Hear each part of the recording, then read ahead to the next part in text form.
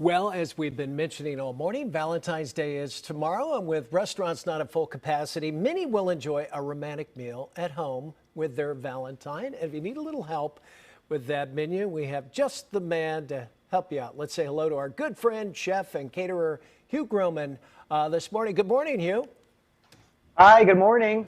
All right, well, what is more romantic than cooking a meal for your other half, right? Absolutely, and I think I want to put a shout out there for single people too. Oh, so there you go. We're cooking food for ourselves or our other half. No, well, absolutely. Whatever you can do. Well, let's dive in. What's on the menu here?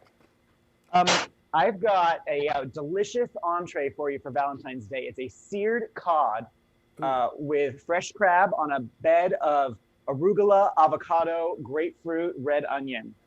It's so delicious. And then there's this special sauce that's called a Maisonette sauce, which I learned how to make at a restaurant called Maisonette. So I just wanted to start out by getting the fish searing right away because it's going to take time, and I want to make sure it's done by the time our segment is over. Right. So I've got this beautiful cod, fresh cod, and I'm using just salt and pepper, and I'm searing it in a cast iron pan with a little, it's a very hot pan. And I've got the windows open to make sure that the smoke doesn't overwhelm my house. And then there's I'm using grapeseed oil, which is the kind of oil that has a very high burning point, meaning it doesn't start to smoke or burn until a very, very high temperature, which allows you to sear the fish and get some nice brown color on it. So while that is searing, I'm going to show you how to make the sauce. Ayrton, you want to come with me here? All right. And this is called Maisonette sauce. It's super simple.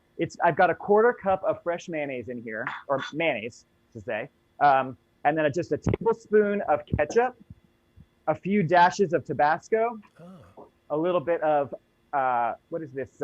Brandy. Oh. And then a little bit of grapefruit juice. Interesting. I thought you were making Thousand Island, but you well, souped exactly, it up a little and bit. that's a good point, Frank, because it's actually. It's like a fancy Thousand Island. That's sometimes what I call it. And I've got some salt and pepper in there, and then I'm just going to stir it up. So it's kind of gives you that Thousand Island kind of a remoulade. It's just a nice, creamy, rich sauce that goes really well with fish and shellfish. Talk about the grapefruit juice. What does that do? It gives acidity, you know, and it's like acidity and then a little bit of bitterness, right? All right. So it adds that adultness to the sauce, so it's not quite so like Thousand Island. So the port and the hot sauce and the grapefruit juice all give it a little bit more, kind of like having a cocktail with bitters in it. You know, it adds an element of complexity to the whole thing. And let's hear it for the sauces too, because I get reprimanded at home, and as a kid growing up, I put it on everything. But a little sauce on fish and meat goes a long way.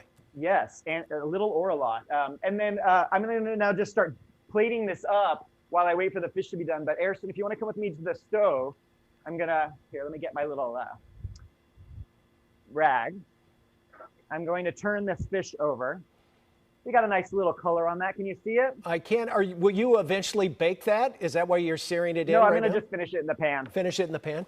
Because what I did was I cut these into really small pieces so they would cook faster, so they would be ready in time for us to be able to plate up during the segment. See, the worst part about not having you in is we don't get to taste. I know. Well, this is probably a good one because the smoke from the fish would probably overwhelm the studio. So this could be a good final home cooking demo. But let's get back into the studio soon, please. So the avocado, you just slice it in half, and you use a nice big soup spoon to scoop out the filling. Wow. And then you just slice it up. And to plate this, Frank, actually, no, I want to show you how to slice up the grapefruit too. I'll just give you a little, this is called supreming the grapefruit. So I can see I have this grapefruit that I've already supremed, but I'm going to cut the ends off. And then I'm going to slice off all the sides. You kind of roll along the shape, the contour of the grapefruit. And then I'm just going to, I'm not going to do the whole thing because I don't want to take too much time with this. But then you can take it and you just cut into each segment, and that's called supreming the grapefruit. All right. See how we did that? So I happen to have, through the magic of television, some of it course you already do. ready. And now I'm just going to show you how to plate it. So we've got some baby arugula, comes all washed and ready to go. And then we've got this avocado. And it's just like a nice, what we call a composed salad. A composed salad is where you lay everything out thoughtfully on the plate as opposed to tossing it in a bowl. And then you season it. So I'm just going to wash this avocado off my hands. And then I think I'm going to give this avocado a little salt because, you know, it's going to want that. And then we've got a little red onion and then the grapefruit. Well, I would never think to throw grapefruit in there. That sounds good, though. Grapefruit and avocado is this combination you see in French food a lot. And Oh, boy. It is, once you've had it, you're going to want to combine it in everything, in salads, in Avocado goes fish with dishes. anything. Yeah, avocado. And avocado is always great because it adds the richness and, you know, basically the richness. And then you're Okay, going to lay a piece of fish right on top of all so that? check this out. Wow. So we've got our beautiful fish. It's just about ready. Mm-hmm. And I'm going to put it on there. And then, just this morning, I cleaned this crab. Okay, we're running out of time, so throw that Okay, crab great. on and give us a look-see. So you put the crab on. Oh, boy, that was quick. Yep. Ooh. And then you just put a little lemon juice and chives. And Voila. I'm putting lemon juice over the whole thing, and then these beautiful chives. Check Look at this out. that. In about 5 minutes, you just made a masterpiece. And look at that. And it's all about how it looks. And that just looks great. Oh, and then, oh gosh, what a disaster. Let's get that sauce on there. A nice little stream of the sauce.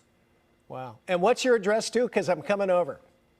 Oh, you mean, I thought you meant my website. Well, let's plug I'm your in website. Berkeley. I was kidding, of course. But go ahead. If people want to, I know it's been tough because you are a caterer, and we want people to knock on your door. Give us your website. Oh, thank you.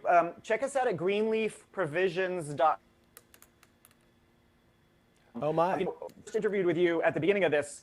We got some great customers who are still coming back for more. So check it out, greenleafprovisions.com. Okay, there you go. You plugged it. You froze there for a moment. Well, it looks fabulous, and I might come a knocking here in about a half an hour.